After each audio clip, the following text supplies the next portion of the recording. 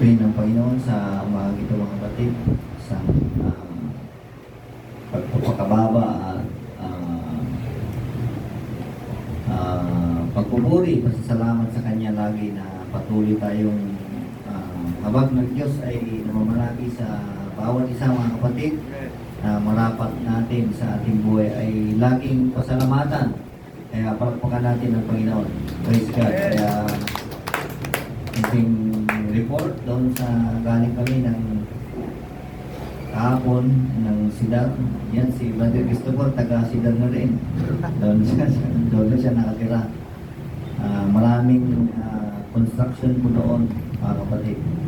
Talagang kahit saan ka tumingin, likod, harap, kaliwa, kanan, talagang baspusan yung paggawa nila ng bahay. Uy ng Panginoon, advantage tayo, sabi ko nga, sa paggawa ng bahay kasi may tubig tayo. Pinakamahalaga kasi sa paggawa ng bahay, tubig. Talagang kung walang tubig na talaga ay yung anong pangalan yun,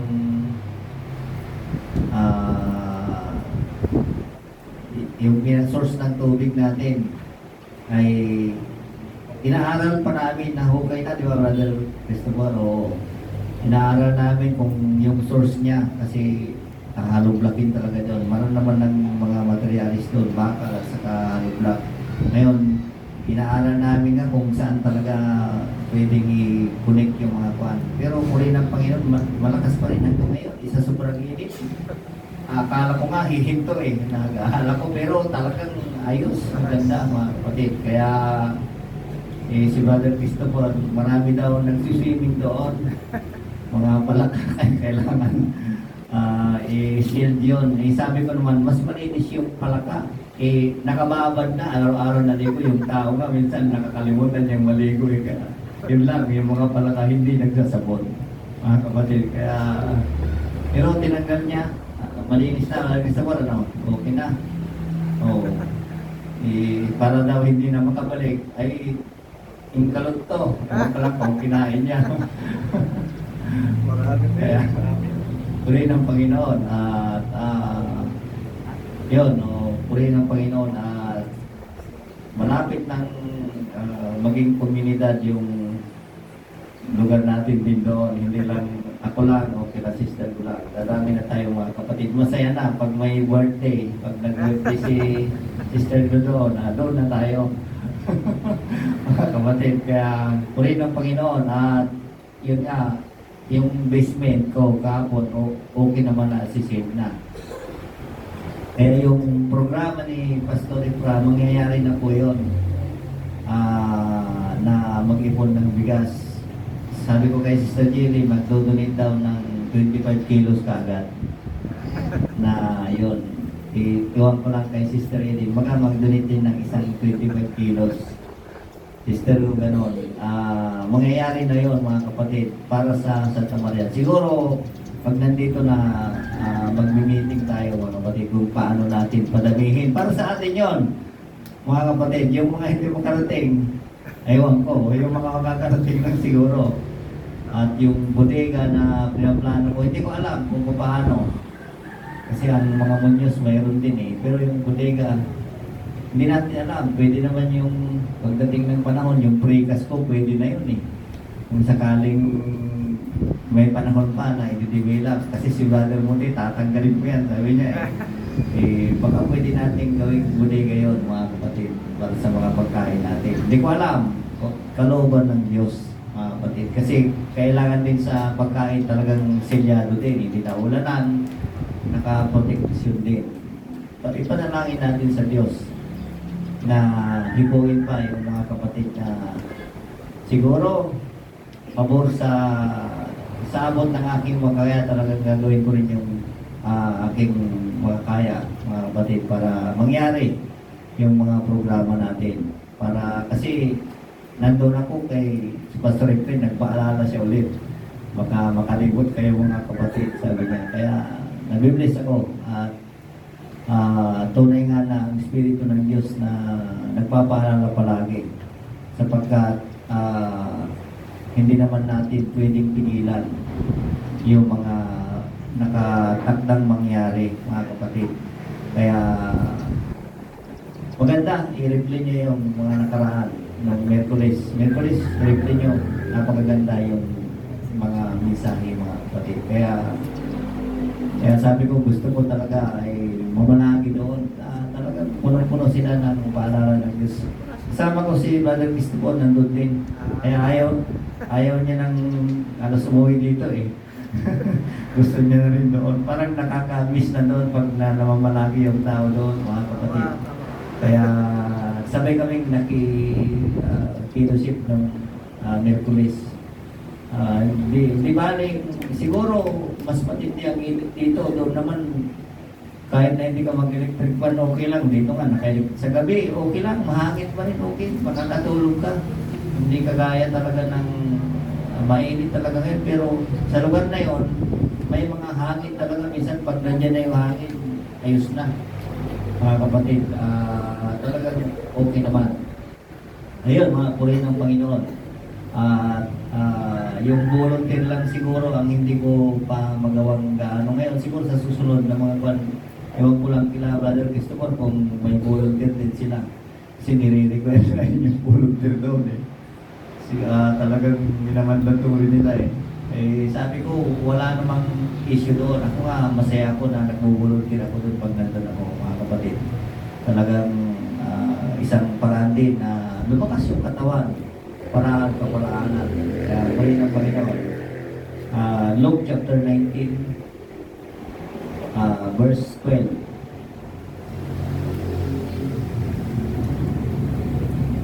Ito, magbabasa lang tayo, mga kapatid. Sinabi nga niya, isang mahal na tao ay naparoon sa isang malayong lupain. Nobleman. Mahal na tao. Ito isang parabulo. Sa English yan, nobleman. Naparoon sa isang malayong lupain upang tumanggap ng isang kaharian na ukol sa kanyang sarili at magbalik. Ito lang, madagidyo. At tinawag niya ang 10 sa kaniyang mga alipin at binigyan sila ng 10 mina. Yung mina, found. P-O-U-N, sa English pounds, pera. Pera po yan. Sa Tagalog, mina. Walang bakit mina. Sinulat. At binigyan ng 10 mina. Magkano ba ang pounds na Europe yata yun, ano? Yung sa pera nila. 10, di kung 70 yata eh. Yung isang pound. Kung 10, di 700 pesos, 700 sa atin. Kung 70. Tama ba? Sinabi sa kanila, ipangalakal ninyo, ito ang hanggang sa ako'y dumating. Ibig sabihin, business. I-business ninyo, sabi niya. Pangalakal, di ba? Business. O, 14. Natapwat, umuutan siya ng kanyang mga mayayaman at mamamayan at ipinahabol siya sa isang sugo na nagsabi, ayaw kami na ang taong ito'y maghari pa sa amin. Siguro, kaya nga, umalis siya sa kanyang lupain. Masamang tao to eh, yung nagbigay. Sana ba tayo? At nangyari na siya'y muling magbalik ng matanggap na ang kaharian ay ipinatawag niya sa kanilang harapan ang mga alipin niyaon na binigyan niya ng salapi upang malaman niya kung gaano ang kanyang tinubo sa pangangalakal. At dumating sa harapan niya ang una na nagsabi, Panginoon, nagtubo ang iyong mina ng 10 mina. At sinabi niya sa kanya, mabuting gawa, ikaw na mabuting alipin, sapagkat nagtapat ka sa kakaunti, magkaroon ka ng kapamahalaan sa 10 bayan. Ibig sabihin, binalik lang yung 10 din yung parang reward niya.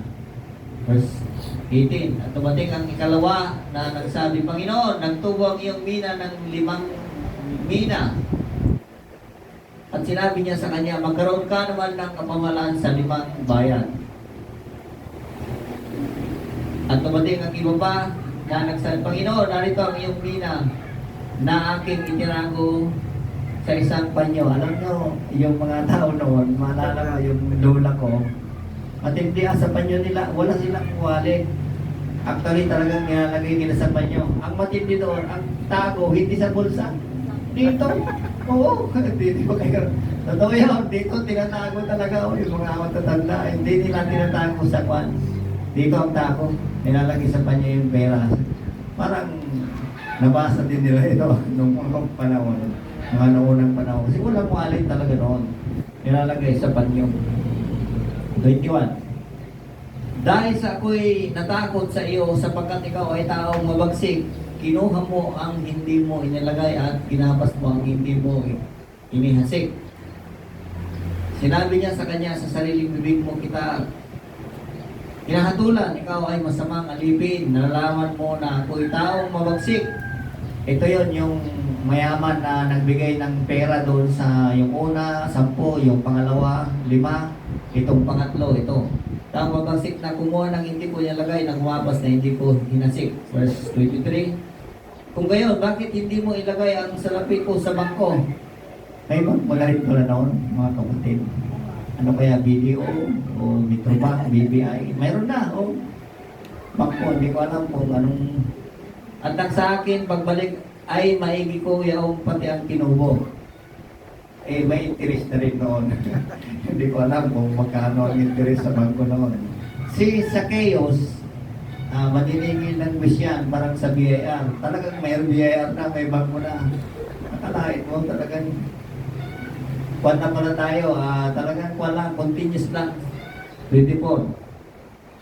At sinabi niya sa mga naharap, alisin ninyo sa kanya ang mina at ibigay ninyo sa may 10 mina. 25. At sinabi niya nila sa kanya, Panginoon, siya ay mayroong 10 mina.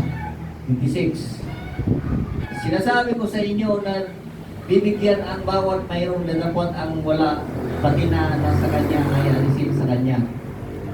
Yung sa pangatlo, kinuha, mga kapatid, yung nakalagay sa banyo.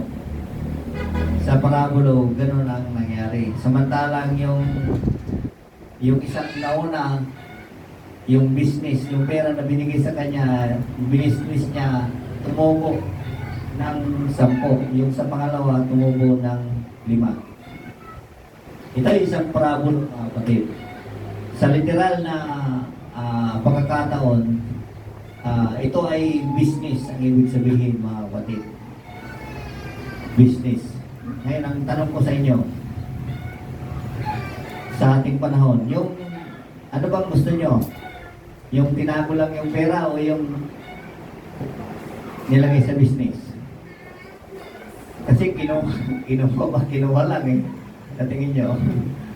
Tingnan natin mga kapatid. Yung tinago lang yung pera o yung tumubo. Alam nyo, sa management, mga kapatid, sa business, ay minsan lugi ka dyan eh. Kung hindi ka marunong, lugi ka. Abunado ang tawag doon, mga kapatid. Binigyan ka ng puhunan at hindi ka marunong yan, si Sister Jilly, magaling siyang negosyante, magaling siyang manager. Yan, sila Sister Vicky. Si Sister Flo is magaling din siyang mag-manage ng isang. Kasi tayo, it is about money. Sabi niya, found. Tungkol sa money yung parabulo. Na binigyan ka ng puhunan at ito ay palalaguhin mo. Eh sabi ko nga, yung management ay hindi madali po yan, mga kapatid. Hindi basta-basta po usapin yan. Consider mo lahat ng bagay. Kailangan mayroon kang tinatawag na idea o kung paano lumaki yung pera. Yung sa una, magaling ha. Yung 10 naging times 2, naging 10. Magaling siya. Yung isa naman, 5, naging 5. Yung pangatlo, hindi nga niya, sa panyo lang niya nilagay. Eh sabi nung may-ari nga, dapat sa bag mo na lang para tumubo, at least may interest pa. Eh kaya kinuha sa kanya lahat. Eh kung yung kinuha lahat mga kapatid. Praise God. Ako, mayroon akong kaunting kakayahan sa business mga kapatid. Dahil nga, kuwan ako, managerial position po ako. Kaya, Sister Eden, ngayon din, managerial position. Literal po ang pinag-usapan natin mga kapatid, hindi po spiritual mga kapatid. Literal muna. Kaya nga, ang tayo na mga Pilipino ay hirap o nahirapan dahil hindi tayo marunong mag-business. Hindi natin alam kung ano ang technique, hindi natin alam. Ang alam lang natin, pag pinuhunan natin, nilagay natin yung puhunan, ay nabinta mo o gastos ka ng gastos. Hindi mo binukod yung puhunan. Dapat pala yung tubo lang ang kunin mo. Eh wala eh, ginastos mo lahat eh. Pagdating ng kwan, pati puhunan mo ubos. Mga kapatid. Considering na wala tayong idea sa pagmamanage, considering na wala tayong alam, pero tuturuan ka ng pagkakataon. Alam nyo, sa totoo lang, Sister Eden, may business nga kami pero napakahirap. Akala nyo madali pero napakahirap. Nagkaroon nga siya ng vertigo. Alam niyo yung vertigo, yung sobrang pagod, sobrang puyat. Kasi yung sakripisyo niya sa yung ginagawa niya ay napakahirap po mga kapatid. Kailangan niyang habulin yung isang bagay kahit napuyat siya, 2 oras lang tulog niya sa gabi, 3 oras para lang matapos yung trabaho niya. So, consider mo kasi yung oras. Mahalaga mga kapatid yung oras. Kaya nagkaroon siya ng vertigo. Mahalaga bang oras sa mga nagtatrabaho, sa mga negosyante? Napakahalaga mga kapatid. Ako, pag ang empleyado ko ulit ng 3 beses, kasi sa management mayroon tinatawag na standard operating procedure. Pag late yung tao ng 3 beses, explain in writing na yan. Magpapaliwanag siya bakit siya na-late ng 3 beses. Ang term dyan, tardiness. Tama ba? Tama ba, Sister Vicky? Tardiness. Ano ba ang ibig sabihin ng tardiness? Katamaran, di ba? Katamaran, laziness, mga kapatid. Katamaran, ang term ng mga manager dyan. Pati sa construction, di ba, ganun din. Eh, hindi, pag late ka ng una, late ka ng pangalawa, late ka ng pangatlo, anong impression ng mga kasama mo? Tataasan ka ng kilay na. Ay, itong taong ito. Siyempre naman nito, parehas yung sildo, tapos yan, palaging late. Ay, hindi pa pwede sa kanila yon. Ay, baka susunod na araw, tanggalin ka na. Brad, magpahinga ka muna. O matulog ka pa para yung sa kapatid ko, yung sisibyo, yung foreman, nalit ka ng kwan, di ka pumasok. Brad, sabi niya, magpahinga ka ng isang kwan para hindi ka na manilig sa susunod na mga buwan. Sabi niya, totoo, pinagpapahinga niya ng isang buwan. Yung tao niya, para masulit daw niya yung bakasyon, yung pahinga. Ganun po, kahirap yan mga kapatid. Una, yung puhunan mo, alam niyo ba ang puhunan sa isang negosyo? Tignan niyo si Diwata. Kilala niyo ba yun? Si Diwata yung viral ngayon. Oo. Unang puhunan niya? Yung kanyang lakas, mga kapatid. Lakas. Akalain mo yung business niya 24 hours. Oh.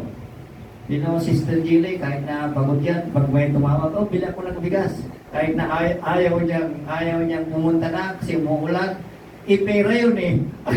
Ipupunta niya yung bigas kasi cash yung magbabayad eh. Kung ikaw pa naman kasi pupunta niya kaagad. Ganon kaseryoso, ganon katindi mga kapatid ang business. Kaya yung una, magaling siya. Nagtagumpay siya mga kapatid. Ganon po. Ito, sinasalarawan ko lang po mga kapatid. Kung paano, kasi tayo, ang bawat pamilya, maging ama o ina, it is also business. Dapat alam niyo yan. na sa ating araw na araw buhay, ay pera ang hinawakan ninyo kung paano kayo mag-handle ng pera. Eh, magkano ang bayad mo sa isang linggo, gano'n. Eh, tapos punta ka sa restaurant, eh, punta ka sa Jollibee, susunod na linggo, nga, ganun lang mga kapatid. Alam nyo, tinuturo ito doon sa yung pagtitipid. Tinuturo nila yan, mga kapatid. Una yung lakas. Lalo na sa mga construction, mga magtatrabaho, lakas yan, yung lakas mo. Kasi pag may sakit ka, magkasakit ka ng 2 linggo, gutom na ang pamilya mo, di ba? Tama ba ako?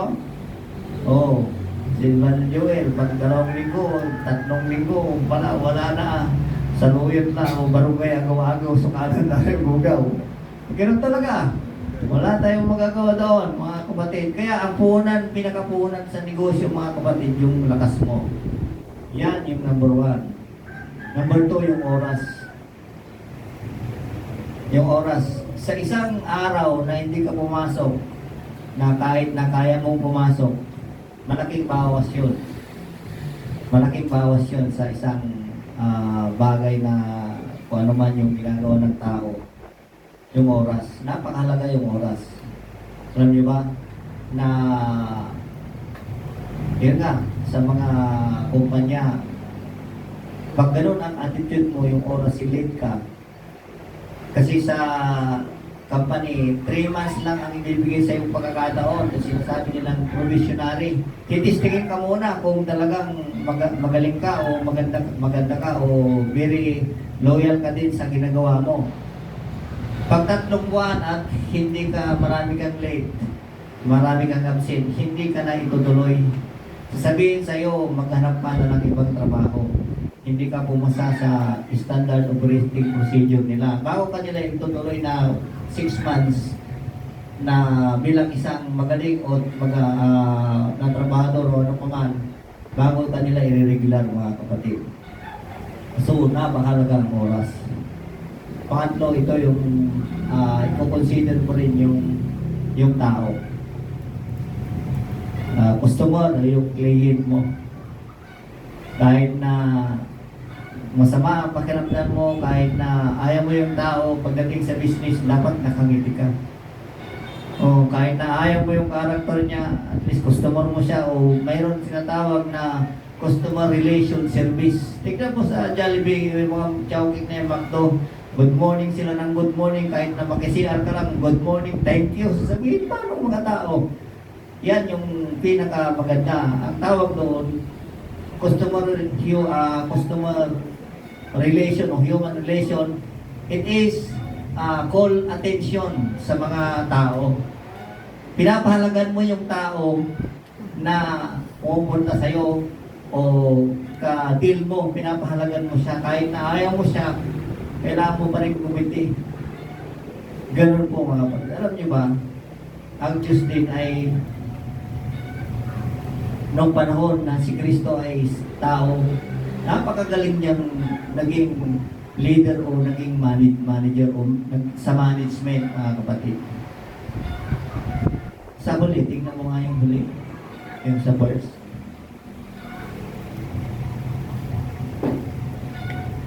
At dumating yung sa 26 na, nabalikin niyo. Sinabi ko sa inyo na binigyan ng bawat mayroon. Yan, kasi marami silang binigyan eh. At wala. Bawat mayroon, datapot ang wala, pati na nasa kanila ay aalisin sa kanya. Pero alam niyo, mas gusto ko yung sa ating panahon mas gusto ko yung tinagulat na yung pera. Ito yung mga iba na nag-try na makasabi na bankrupt, boss, walang ay magkakaproblema kayo. Hindi, sa akin lang yun. Yung tinago niya, yun yan, sa'yo, hindi ko ginastos, ito, buo pa. So, tingin nyo, di ba? Parang, kasi sasabi ko nga sa management o sa kwan, hindi basta-basta tatama yan. Kaya nga, hinalimbawa ko yung kailangan maging kwan ka sa sarili mo. Alam nyo, ganun din sa paglilingkod sa Panginoon, mga kapatid. Hindi nyo ba alam nyo? Yung oras, di ba sabi ko mahalaga ang oras? Sino sa inyo ang late na pumasok sa simbahan? Walang late. Lahat tayo maaga. Alam niyo ang Panginoon, nakikita niya yan. Hindi, marahil hindi nakikita ng mga kaparehas natin. Napahalaga ang oras. Anong sabi ko pa na isa? Lakas.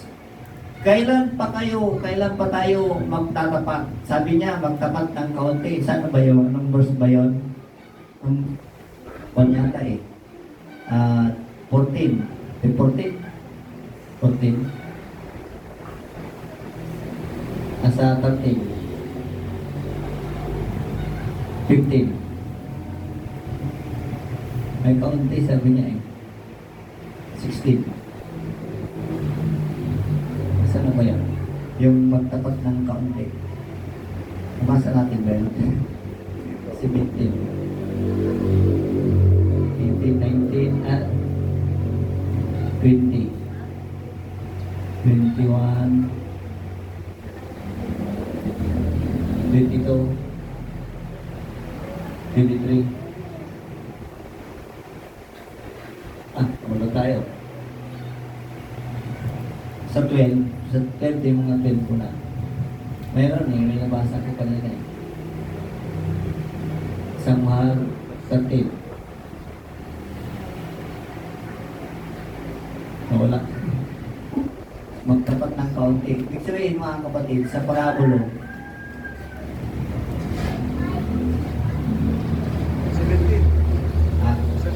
17, tingnan natin. Sinabi niya sa kanya, mabuting gawa, ikaw mabuting alipin. Iyon yung ibig sabihin, mabuti siyang alipin. Ang alipin kasi, tinutukoy ito kung kanino ka papaalipin. Kung sa kumpanya, magaling ka, alipin ka talaga, anong sabihin ng boss mo. Kasi, tama ba ako? Boss is always right. Mr. Vicky, tama ba? Ganon ang boss. Boss is always right. Pag nagkamali yung boss, okay lang kasi siyang boss. Pero ikaw na trabahante o kwan. Kasi may boss sila dito, yung mayaman, nagbigay sa kanilang pera eh. Di ba? Dapat, sunod ka lang sunod sa boss mo. Bakit? Ipopromote ka niya. Hindi kasipsipan yun. Totoo yun. Ipopromote ka niya. Kasi nga, magaling ka, maayos yung trabaho mo, ipopromote ka niya. Mabuting alipin. Magaling ah. Sapagkat nagtapat ka sa kaunti, mayroon ka ng kapamanan sa 10 bayan. Ibig sabihin ito, magaling ito. Yun nga, sabi ko nga, sa spiritual na bagay, sa aspeto mga kapatid, ganun din po tayo. Na, yung nga sabi ko, lakas ang puhunan. Sa paglilingkod, lakas ang puhunan. Bakit? Wala ka, mahirap ka, wala ka pera, mahirap ka. Hindi dahilan yun. Lakas, habang malakas ka pa, maglingkod ka sa Diyos. Minsan, hindi nawawala sa atin talaga na tamad kang magsimba, tamad kang pumunta sa... Pero hindi, nag-iipon ka ng pera. Nag-iipon ka ng kayamanan sa langit, hindi man sa langit, pati sa lupa, ibigay ng Diyos yan. Sa abot ng aking makakaya mga kapatid. Ganyan po ang mentality ko. Habang malakas pa, ay nung gusto nyo, magiging tapat na lang kayo pag uugod-ugod ka na yung hindi ka makalakad sa sidar, malayo. Pero nakaka-bless pa rin yung mga matanda, di ba? Brother Cristobal, nakita mo minsan yung may tungkod na. Pero nakakaya sa mga malalakas. Sila yung very one. Pag pinag-usapan ang katwiran, nakakaya ka sa matanda. Kung sa totoo lang. Totoo yun mga kapatid. Sinasabi ko yung totoo. Kasi tayo ay isang manager. Manager ka ng paglilingkod mo. Maging mabuting alipin ka, mabuting trabahante ka sa paglilingkod sa Diyos. Anong inibigay sa'yo? Doble. Pero ang isa, wala, inalis pa nga eh. Mga kapatid, anong sabi ko? Lakas, oras. Yung oras pa lang, hindi mo na magawa. Malulungkot ang Diyos sa'yo. Hindi ako yung malulungkot. Hindi si Pastor ang malulungkot. Sino bang tumatayo doon? Hindi sila ang malulungkot. Ang Diyos ang pinag-usapan natin dito mga kapatid. Binigyan kayo ng pera, ibig sabihin, binigyan kayo ng pagpapala. Hindi ba pinagpala na tayo mga kapatid? Pinagpala na tayo. Yung mapabilang sa kawan ng Diyos, isang malaking pagpapala na po yun, mga kapatid. Totoo yun, hindi kailanman nagpabayag Diyos.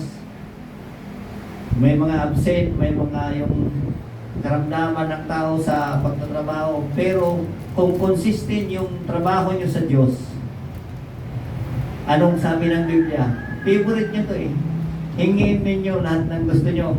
Bakit? Kung absent ka ng absent, late ka, humingi ka ng bali sa boss mo. Ay, hindi. Absent ka ng absent. Late ka. Paano kanya pababalihin? Pero kung maganda ang performance mo, ilan ka na mo? 20,000? Sige, okay. 50,000? Sige, okay. Diba? Ganun din sa ating Panginoon, mga kapatid. Walang imposible sa Diyos. Tandaan nyo yan. Tayo lang po ang taong nagkukulang. Customer relation, di ba sinabi ko, nakangiti. May kapayapaan. Sa tao, hindi ko naman sabi na hindi tayo makatulong sa ating kapwa-tao dahil mahirap din lang tayo, dahil nga kulang din tayo. Pero yung isang paraan na nakangiti ka, may kapayapaan ka sa isang tao, sapat na yun mga kapatid. Sapat na yun na may makita mo sa lahat na you are belong to the people of God. Eh kung kasimahon ka lanang at maingon ka lanang, di ba ang nalulungkot din ng Panginoon mga kapatid. Kaya ganoon po sa business sa ating Panginoon. Ito halimbawa na pero sa spiritual, ganoon ang gustong iparating ng ating Panginoon. Mayroon pa dito yung talento pero hindi pinag-usapan dito yung talento kasi talent talaga yun eh. Ang pinag-usapan natin yung pamumuhay ng isang Kristiyano, mga kapatid. Kaya sikapin natin mga kapatid na tayo ay nagtatrabaho sa kawan ng Diyos. Tayo ay gumagawa hindi kay kanino man sa atin, kay pastor o sa akin o kay pastor friend. Hindi po mga kapatid. Kaya nga sa Biblia, may mga reward yan. Baka mamaya isa kayong sa, kung ang nakita ng katwiran ng Diyos, nung magaling kayong mag-manage, baka pamamahalan kayo ng hindi lang 10 bayan. Baka isang probinsya sa darating na panahon mga kapatid. Dahil nga tapat kayo sa inyong paglilingkod. Isang magandang umaga po sa inyong lahat. Purihin, palakpakan natin ang Panginoon. Praise God. Amen. Tuloy ng Diyos. Ang salita ng Diyos ay nagbubukas sa atin ng unawa at ng karunungan. Amen? Alam natin, this kind of Mina, found. Nire-relate natin agad sa spiritual. Amen. Pero kung lalaliman natin ang unawa patungkol sa salita ng Diyos, talagang mayroon siyang kaugnayan sa ating pamumuhay. Kasi una, may nabanggit ng bangko. May nabanggit ng tubo. May tubo. Talagang ano na siya, in a manner way of living na kung paano natin ma-replicate, ma-duplicate o maparami yung mga bagay na tinatangkilik natin. Amen. Let us be wise patungkol sa mga bagay na ito.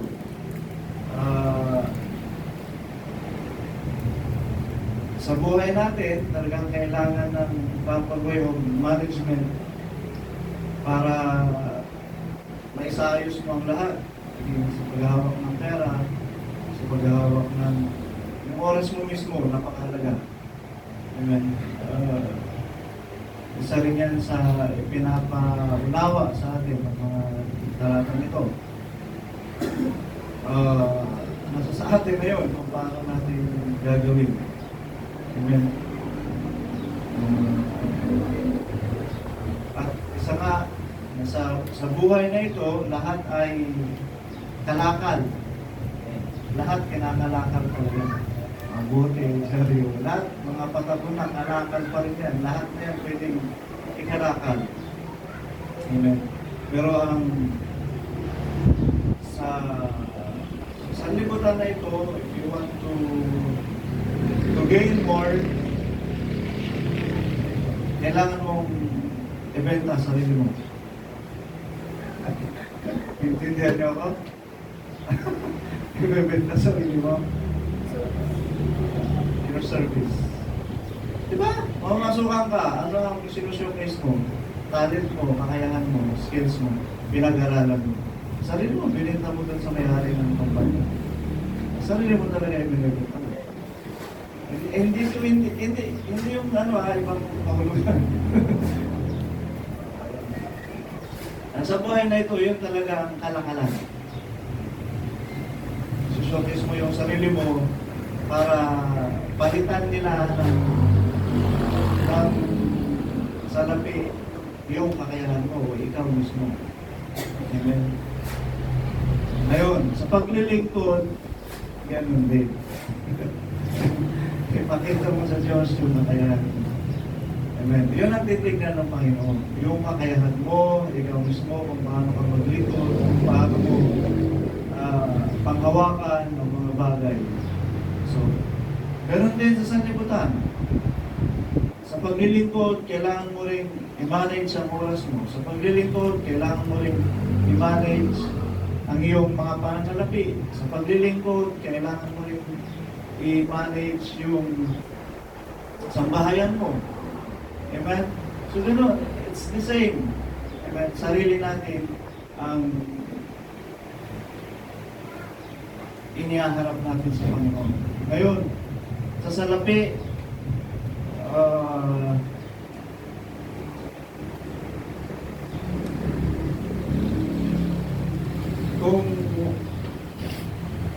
kung wala kang salapi kasi ang talagang pagmumulan ng salapi ay yung lakas mo. Yung lakas mo. Wala kang ipambayad sa tao para gumawa ng bagay na yung business mo para sa iyo. Ikaw mismo ang gagawa. Amen. Ikaw mismo ang gagawa.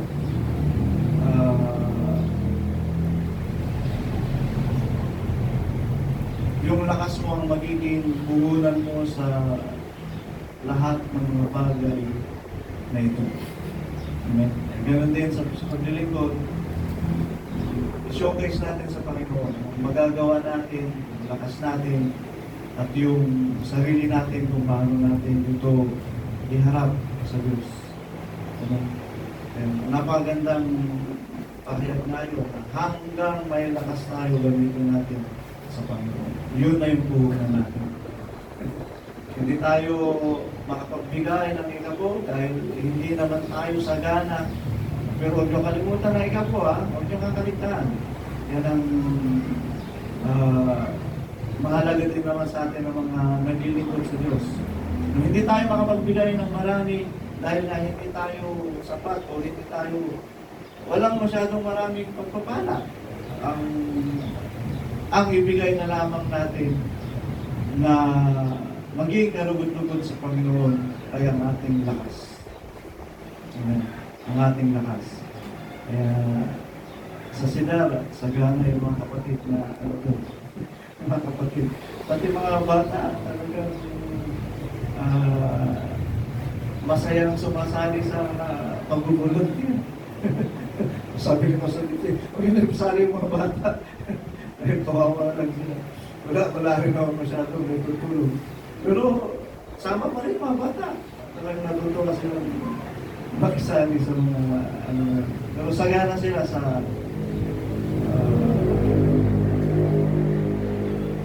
pagtutulungan doon. Every volunteer, pag mag-message sila sa group chat, nagsana ka. They volunteer themselves para makatulong sa gawain ng Panginoon. At isa na nga yun siguro para yung kanilang mga gawa ay i-convert ng Diyos na kayamanan sa langit. Sa atin, tayo dito sa pananampalataya, sa paglilingkod, siguro yung conversion ng mga paglilingkod natin ay hindi pa ganun kalaki compared doon. Kasi doon talagang sagana sila sa pakikipagtulungan. Sa atin, ang kayamanan sa langit na naipon lang natin is this day na ginagawa natin. Pag manalangin ka sa bahay mo, gawin mo, magpasa ka, so kayamanan na rin sa langit yun, ipapagpag ng Diyos. Pero iba talaga pagka tayo ay nagkakaroon ng contribution sa gawain ng Panginoon, lalo na kung lakas ang ating itinutulong. Kaya, puri ng Panginoon sa mga bagong let's take this way. Amen. Na ang lakas na nasa sa atin ay gamitin natin sa paglilingkod sa Panginoon. Amen. At yung paglilingkod na hindi lang ganitong nakaupo. Amen. Talagang meron nga silang aral doon. Sasabihin ko na sa inyo, meron silang aral doon. Ang maliligtas ay ang mga manggagawa. Mamatisod kayo. Ano talaga nila doon? Ang maliligtas doon, mga manggagawa. Kaya nung nagtawag sila ng volunteer, every family may mga volunteer. Nagtagsahan sila. Gusto nila maligtas eh. Kayo, gusto niyo rin? Let's volunteer ourselves. Ano? Ayun, i-volunteer natin ang ating sarili sa gawain ng Panginoon. Hindi lang naman pulpito ang gawain ng Panginoon. Amen? Hindi lang pulpito ang gawain ng Panginoon. Kaya kung kayo naging manggagawa sa gawain ng Panginoon, malaki ang posibilidad, ililigtas ka. Yun ang aral nila doon, ha? At kaya ko rin ito sa inyo. Ayon sa Biblia. At pag may matisod, kasi yun naman talaga. Pinalulugdan ng Diyos ay ang mga lingkod na may bahagi sa gawain, may mga ginagawa sa gawain, silang mga manggagawa. Paano sila naging manggagawa? Hindi lang kami ang manggagawa sa panahon nito. Madami doon, they volunteer themselves as a worker, laborer. Laborer in the other term. Naglilibor sila. Para anong gawin? Yung kapilya. Pagtulungan sila para ipatayo yung mga ilang ikabit yung mga tulda doon. Amen. And they are considered workers. So, ganun din. Kung nandun na tayo, may bibigay natin ang ating sarili upang maging hayag sa harap ng Diyos na tayo ay manggagawa sa gawain ng Panginoon. Amen? Manggagawa. Yung iba, nag-volunteer sila sa pagluluto. Kung may mga okasyon, minsan pagkalinggo, pag nangailangan ng pagluluto, nagluluto sila. They are considered workers. Yung iba, naglilinis naglilinis ng sila. Nag-volunteer sila. Saturday, naglilinis ang paligid. And they are volunteer workers. Amen. So, malaki na sila, marami na naipon nila sa langit. Marami na. Kaya, habol tayo. Kung may mga pagkakataon, ay i-volunteer din natin ang ating mga sarili. Gusto niyo magkaroon tayo ng schedule doon? Ano tayo? Pag magtawag sila ng volunteer, kasi hindi natin may schedule. O kaya, sabihin natin, ganitong araw, pupunta kami dyan. We will volunteer ourselves para gawin kung ano ang mga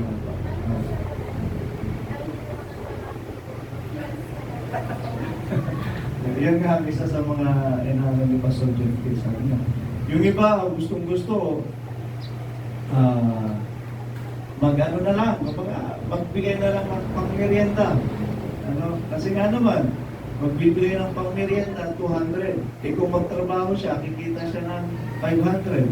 Hindi magtrabaho na lang siya sa labas at magbigay na lang ng ano. Hindi pa siya masyadong hirap. Sabi ni Pastor Jerte, mahutak talaga. Magulang kayo. Ganito na lang ang deal. Kung ano yung kinita mo sa araw na yun, ibigay mo lahat. Yun na lang. Para walang gulang. Kaya mag-isip ka, saan ka magbubuhay? Ano ang pipiliin mo? Mag-volunteer mo, magtrabaho ka sa labas. Gano'n na lang tayo. Ano? Nilalagay ko lang ang inyong mga sarili, kung anong programa, kung anong mga katuruan sa lugar na yun. Amen? At let us fit ourselves. Let us put our feet into their shoes. Amen. Ilagay din natin yung ating mga paa sa kanilang mga panyapak. Para magkaroon tayo talaga ng bahagi. Amen. At hindi lang bahagi, yung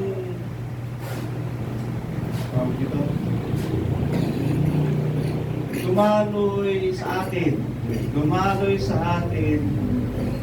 yung pagpapala at yung biyaya na nagmumula doon.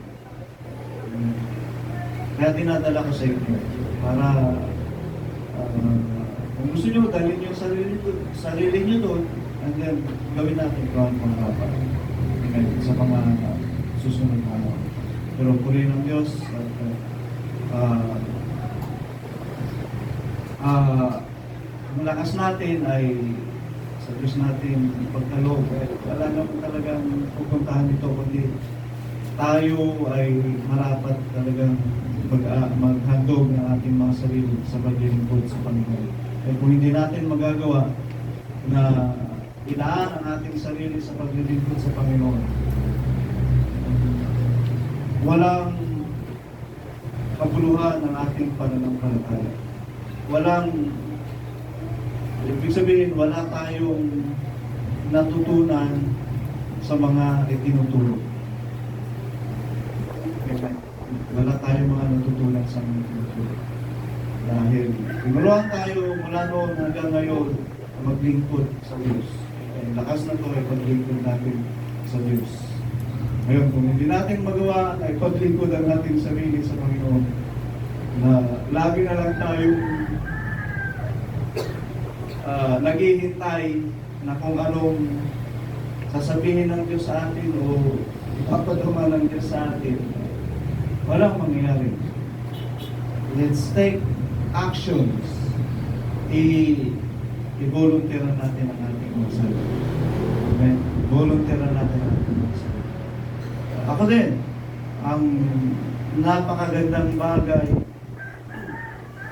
na makita ng Diyos sa atin ay yung pusa. Yung pagpusa. Sinasabi ko sa inyo to, and then, bahala na kayong gumawa kung gusto nyo ang volunteer ko. Mas malulugod ang Diyos sa inyo kung pusa kayong gagawa kaysa sa schedule ko kayo para magtrabaho kayo doon. Mas malulugod ang Diyos kung kayo na mismo ang magpupusa. Amen. Salamat sa Panginoon. By this means, naipaparating ko sa inyo yung mga bagay nila. Kasi noon sabi ko, parang mahirap ituro na worker lang maliligtas. We are all workers. Let us volunteer ourselves para sa gawain. Hindi naman pulpito natin. Walis, luto, linis, mulong sa mga construction, at yun ang puri ng Panginoon. Tayo ba magsiguro?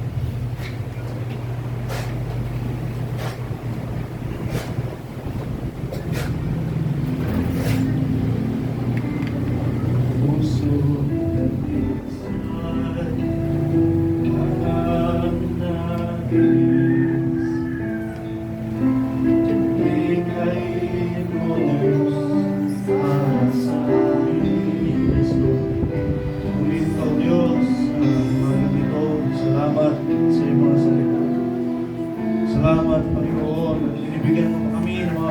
pagkakataon upang gawin ang mga nararapat at gawin kung ano ang matuwid para sa amin ang mga lingkod mo. Matuwid sa amin, O Diyos, na makita mo kami nakikinig ng iyong mga salita. Ngunit mas lalong may kaluwalhatian kung makita mo sa amin na kami ay gumagawa. Salamat, O Diyos, sa mga bagay na ito na patuloy mo ipinapalayan. Ang kaluwalhatian mo at ang kabutihan mo ay patuloy, Panginoon, ay pinamamalas mo sa bawat isa. O God, sa iyo namin ipinagkakatiwala ang lahat ng mga bagay, ang mga paglilingkod na aming mga ginagawa. Ikaw, O Diyos, ang sa amin, Panginoon, magpaunawa kung anong bagay ang mga ito na nararapat namin ipaglingkod sa mga kapatid para sa gawain mo, Diyos. Pag sinabi mo ano bang ginawa mo sa maliit na ito ay siya mong ginawa sa amin. Kung ano ba ang aming gawin sa aming kapwa ay siya namin ginagawa sa iyo. Panginoong Jesus, gulat mo ang aming mga kaisipan at ang aming mga kaunawaan ng mga bagay na aming narinig, mga bagay na aming sinasampalatayan ay magkaroon ng kahulugan at kabuluhan sa pamagitan ng pagsagawa namin ng lahat ng ito. Sapagkat ikaw, Diyos, ang sa amin ay patuloy na nagahayag ng iyong mga katakinan. At ikaw na rin, O Diyos, ang nagpapagaan ng lahat ng mga bagay patungo sa mga pangako mo, Diyos. Pangako mong kami ay ililigtas.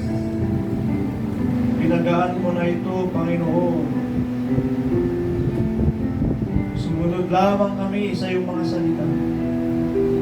At ang iyong mga salita at ang iyong mga pamato ay hindi mabigat. Maging ang aming pagkaunawa. Pinadali mo na ang mga bagay na ito sapagkat inihahayag sa amin ng iyong Santong Espiritu upang maunawaan namin ang mga salita. Salamat po, Diyos. Ang ginawa mo